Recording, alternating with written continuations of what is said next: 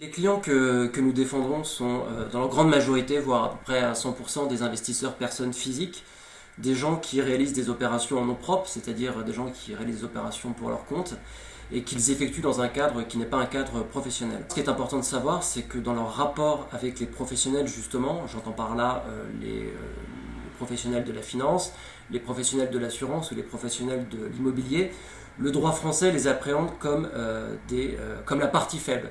Alors la partie faible, qu'est-ce que ça veut dire?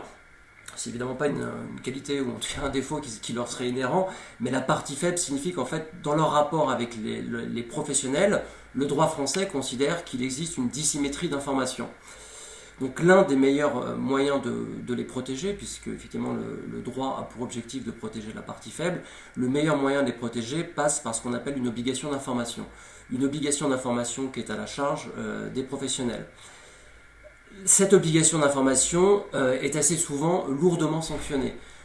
Et c'est justement à travers ces sanctions que l'on peut arriver à sortir les investisseurs infortunés des situations malheureuses dans lesquelles ils sont empêtrés, ou à défaut, si on n'arrive pas à les sortir de cette situation, à minimiser les conséquences dommageables. Alors je vais prendre un cas concret pour illustrer ces propos un petit peu généraux. On peut prendre par exemple le cas d'une personne qui a réalisé un investissement sur un contrat d'assurance vie. Un contrat d'assurance vie investi en unité de compte. Unité de compte, ça veut dire quoi? En fait, ça veut dire que le contrat d'assurance vie est investi pour tout ou partie dans les sous-jacents qui sont les instruments financiers, par exemple les actions. Donc notre investisseur investit, prenons par exemple 20 000 euros. Malheureusement pour lui, quelques années ou quelques temps après la souscription, les marchés financiers s'effondrent et la valeur de son contrat n'est plus de 20 000 euros, mais de 10 000 euros. Quand un cas comme ça se présente, la première des choses que nous vérifions, c'est de voir si l'assureur a satisfait à son obligation d'information. Alors je ne vais pas rentrer dans le détail de l'obligation d'information, mais m'attacher aux sanctions.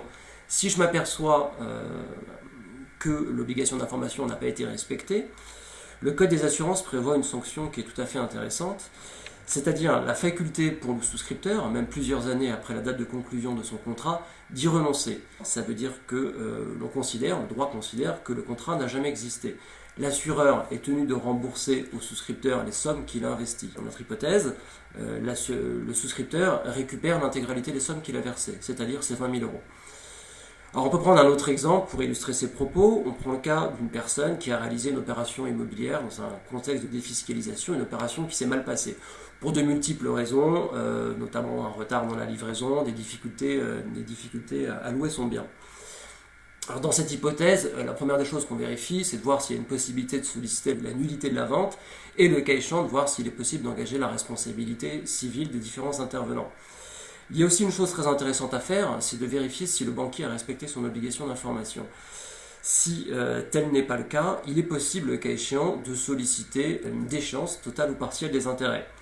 Il est aussi possible de solliciter la nullité de la stipulation relative aux intérêts conventionnels, et dans ce cas-là, on obtient sa substitution par le taux d'intérêt légal. Tout ça pour permettre à l'investisseur de bénéficier d'une petite bouffée d'oxygène.